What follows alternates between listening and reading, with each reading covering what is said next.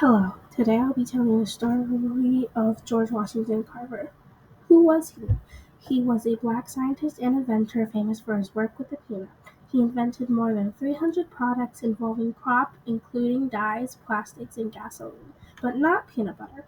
Born enslaved, Carter developed an interest in botany and eventually earned a master's degree from Iowa State. He became a longtime teacher at Tuskegee Institute in Alabama and an advocate for farmers, and a internationally renowned botanist who consulted for President Teddy Roosevelt and Indian leader Gandhi. Carver died in 1943 around the age of 78 and became the first African American to have a national monument in his honor. A week after George's birth, he was kidnapped from the Carver farm along with his sister and mother by raiders from the neighboring state of Arkansas. The three were later sold into Kentucky. Among them, only infant George was located by an agent of Moses, Carver, and returned to Missouri. The conclusion of the Civil War in 1865 brought the end of slavery in Missouri. Moses and his wife Susan subsequently raised George, as well as his older brother James, and gave them their surname. George's education is very interesting because no local school accepted black students at the time. Carver's stand-in mother Susan taught him to read and write. The search for knowledge remained a driving force for the rest of George's life. When he was around 11 to 12, he left the Carver home to travel to a school for black children about 10 miles away. While living there, George developed a fascination with plants and collected specimens from nearby woods, a hobby that foreshadowed his accomplishments later in life.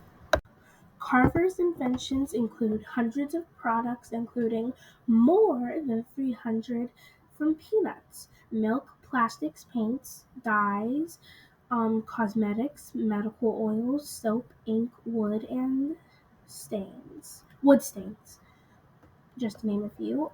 118 from sweet potatoes, molasses, postage stamp glue, flour, vinegar, and synthetic rubber, and even a type of gasoline. Did George Washington Carver invent peanut butter? Contrary to popular belief, Carver did not invent peanut butter. However, he did do a lot of research into new alternate uses for peanuts. He became known as the Peanut Man after delivering a speech before the Peanut Growers Association in 1920, attesting to the wide potential of peanuts.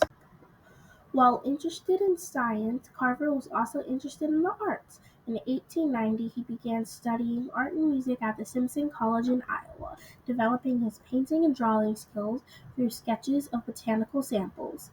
His obvious aptitude for drawing the natural world prompted a teacher to suggest that Carver enroll in the botany program in Iowa State. George Washington Carver always had a flower on his lapel, which is part of his jacket. He was known for getting up early and wandering around looking at his plants and flowers. He was always committed to his connection with nature and beauty. Carver recreated a famous color named Egyptian blue. No one in the West world had been known to recreate it before George Washington Carver. Many paint companies came to Tuskegee to try and purchase his formula for Egyptian blue. He was never properly paid for his invention, but he still always created and was driven by beauty. He did not care about material things and money. He spent most of his time in his humble palace. Carver worked very hard. He also loved sweet things in life. He loved dessert and beauty. He painted canvases with large, beautiful flowers. He was a confident artist. He also made paint too, but not just for himself, for his community that lived around him. He called his paints rich colors for poor people. He used skins from sweet potatoes to make lavender and orange, and from tomato vines and peanuts he made yellow and browns. He traveled many country back roads with his color swatches and shared them with country people to make their homes even more beautiful. Thank you for listening to George Washington Carver Hidden History. I hope you enjoyed this story.